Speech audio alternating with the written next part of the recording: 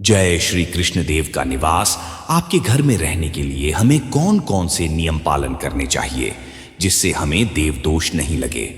ये नियम बहुत महत्वपूर्ण हैं और इन्हें जानना बेहद आवश्यक है।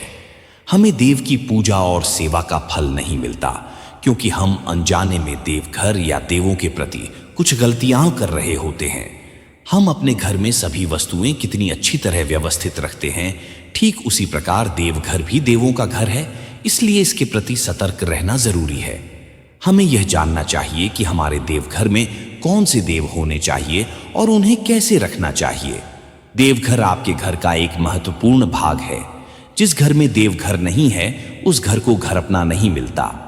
बाहर जाकर चाहे कितनी भी पूजा अर्चना करें, लेकिन यदि आपके घर में अपने देवों के लिए स्थान नहीं है तो आपकी भक्ति और पूजा कैसे सार्थक होगी। इसलिए आपके घर में छोटा सा भी देवघर होना चाहिए। घर में देवघर होने से वातावरण एकदम प्रसन्न और उत्साहित रहता है। हम आज की अपनी वीडियो में देवघर से संबंधित कुछ नियम देखेंगे और ये नियम कैसे पालन करना है इस बारे में जानकारी लेंगे। पहले नियम, देवघर की दीवारों या हम जो लकड़ी की पट्टी लगाते हैं उसका रंग केवल लाल या केसरिया होना चाहिए। दूसरी बात, देवघर को हमेशा साफ और सुखद रखना चाहिए। देवघर में धूल नहीं जमनी चाहिए। देवताओं को नहलाने का पानी भी साफ और निर्मल होना चाहिए। हमें वही पानी देव को नहलाने के लिए इस्तेमाल करना चाहिए जिसे हम खुद पीते हैं। देवताओं को नहलाने का पानी किसी पेड़ के नीचे विसर्जित किया जा सकता है, लेकिन इसे पांव के नीचे नहीं आना चाहिए क्योंकि इसे तीर्थ माना जाता है। तुलसी में इसे विसर्जित नहीं करना चाहिए क्योंकि हम उसमें शिवलिंग पर भी अभिषेक करते हैं। तीसरा नियम, अपने देवघर में किसी भी देव की एक से अधिक मूर्तियां या तस्वीरें नहीं रखनी चाहिए।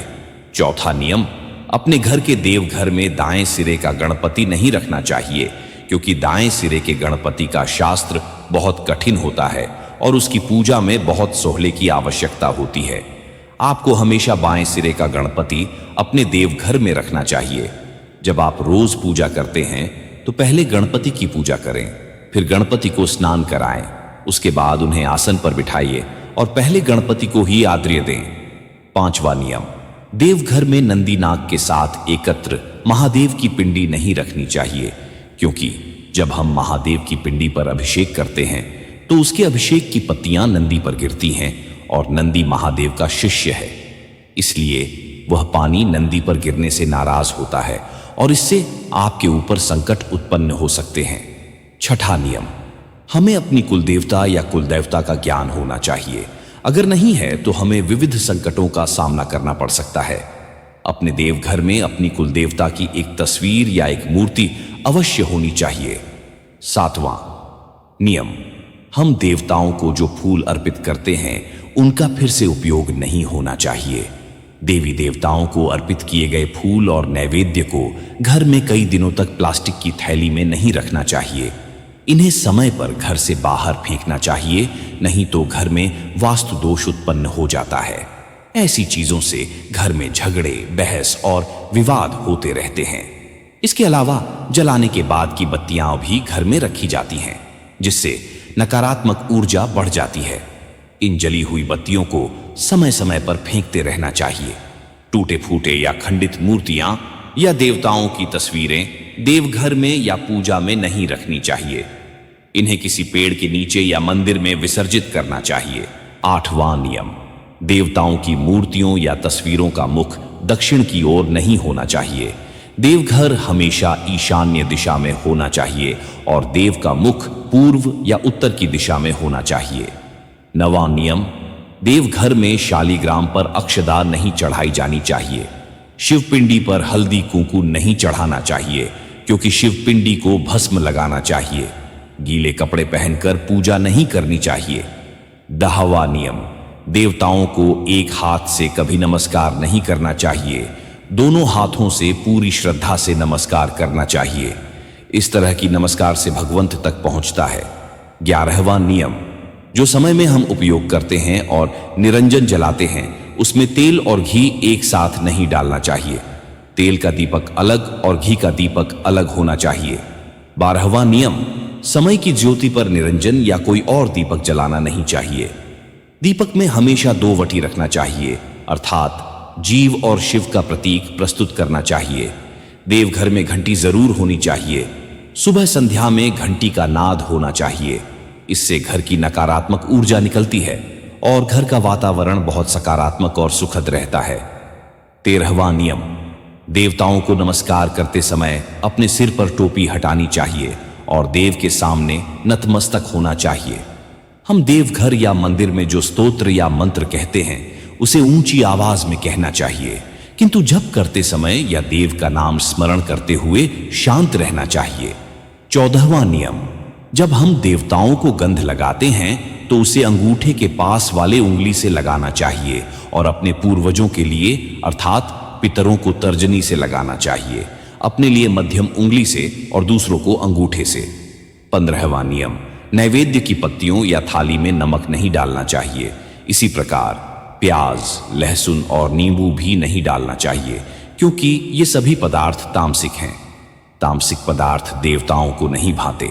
16वां नियम, मारुति ब्रह्मचारी हैं, इसलिए उनकी मूर्ति देवघर में नहीं रखनी चाहिए। यदि उनकी मूर्ति देवघर में रखी गई तो घर के तीसरी पीढ़ी का वंश नष्ट होने की संभावना होती है, इसलिए मारुति की मूर्ति देवघर में नहीं रखनी चाहिए। 17वां नियम, देवघर में कम से कम मूर्तियां और कम से कम तस्वीरें होनी चाहिए। देवताओं की तस्वीरें दक्षिण दीवार पर नहीं लगानी चाहिए। 18वां नियम, देवघर के बिल्कुल सामने तिजोरी नहीं होनी चाहिए। तिजोरी के लिए उत्तरी दिशा में होना चाहिए और अलग स्थान होना चाहिए, क्योंकि उत्तर लक्ष्मी की दिशा है। 19वां नियम, देवघर में पूर्वजों की तस्वीरें नहीं लगानी चाहिए। पूर्वजों की तस्वीरें लगाने के लिए दक्षिण दिशा सही है और उन्हें अलग लगाना चाहिए। 20वां नियम, घर में देवघर ऐसा हो जहां दिन में कुछ समय के लिए सूरज की रोशनी और ताजगी पहुंचती हो, जिससे घर के विभिन्न दोष अपने आप खत्म होते हैं। घर में किसी भी प्रकार का वास्तु दोष नहीं रहेगा। सूरज की रोशनी से घर का वातावरण प्रसन्न और निर्मल हो जाता है। 21वां नियम, देवघर में सफेद संगमरवरी की फर्श बिछानी चाहिए। देवघर में बालकृष्ण की मूर्ति जरूर होनी चाहिए। इसी तरह देवघर में अन्नपूर्णा माता की मूर्ति भी होनी चाहिए। इससे घर में कभी भी अन्न की कमी नहीं होती। साथ ही देवघर में कुल देवी की तस्वीर होना अत्यंत आवश्यक है। देवघर में लक्ष्मी की चांदी या पीतल की मूर्ति होना भी आवश्यक है। माता लक्ष्मी की सेवा हमें करनी चाहिए, इसलिए महालक्ष्मी की मूर्ति घर में कमल पर आसनस्थ होनी चाहिए। महालक्ष्मी की मूर्ति को खड़ी स्थिति में घर में नहीं रखना चाहिए, उसे कमल में बैठी हुई दृश्यमान होनी चाहिए। इससे आपके घर में भी लक्ष्मी का निरंतर निवास रहता है। देवघर के ऊपर किसी प्रकार की अव्यवस्था नहीं होनी चाहिए। इसके ऊपर कोई भी अवशेष नहीं होना चाहिए। 22वां नियम, आपके पूजा का सामान भी किसी ड्राइवर में होना चाहिए या ड्राइवर के नीचे रखा जाना चाहिए। पूजा का सामान व्यवस्थित रखना चाहिए, इधर उधर बिखरा हुआ नहीं होना चाहिए। पूजा के सामान को किसी का भी पैर नहीं लगना चाहिए, इसका ध्यान रखना चाहिए। पूजा के सामान को साफ स्थान पर रखना चाहिए, जिससे उसमें निर्मलता, सात्विकता और पवित्रता बनी रहे। 23वां नियम, देवघर में यंत्र होने पर यह यंत्र खड़ी स्थिति में नहीं होना चाहिए। इसे जमीन के समांतर होना चाहिए और यंत्र अखंड होना चाहिए। इसे जोड़ा नहीं जाना चाहिए। 24वां नियम, कुछ घरों में बहुत कम जगह होती है, तब देवघर को दीवार पर लटकाकर खड़े होकर पूजा की जाती है। फिर भी यह स्वीकार्य है। देव सबकी समस्याओं को समझते हैं, आपकी पूजा को स्वीकार करते हैं। हमें केवल साफ मन से, श्रद्धा भाव से देव की पूजा करनी चाहिए। देवघर में जो समय का दीपक है उसे अग्नि कोण में रखना चाहिए और धूप अगरबत्ती को वायव्य कोण में रखना चाहिए, क्योंकि अग्नि कोण में अग्नि देवता का वास होता है और वायव्य कोण में वायु देवता का वास होता है। इसलिए इसे करना बहुत उचित माना जाता है और इसके अच्छे परिणाम भी हमें देखने को मिलते हैं। 25वां नियम, जो देव या देवता की तस्वीरें भेंट में मिली हैं या जो अज्ञात देव हैं, उन्हें अपने देवघर में नहीं रखना चाहिए, क्योंकि हम उस देव की जो सेवा या पूजा करते हैं वह हमें नहीं लगती। ये सभी सेवा उन्हीं देवों पर लागू होती है। इस प्रकार देवघर में पालन करने के महत्वपूर्ण नियम हैं। यदि आप कुछ नियमों का पालन करेंगे तो आपका देवघर आपको प्रसन्न रखेगा और आपके घर में शांति बनी रहेगी। आपके घर के लोग हमेशा खुश रहेंगे। घर में हमेशा देवों का आशीर्वाद रहता है। आपके घर में देवों का निवास होता है, इसलिए उन्हें घर को हमेशा सुंदर और सजाया हुआ रखना चाहिए। ये जानकारी पूर्ण वीडियो आपको पसंद आया होगा तो हमारे चैनल को सब्सक्राइब करके हमें प्रोत्साहित करें और वीडियो को ज्यादा से ज्यादा शेयर करें। बेल आइकन भी प्रेस करें। धन्यवाद। जय श्री कृष्ण।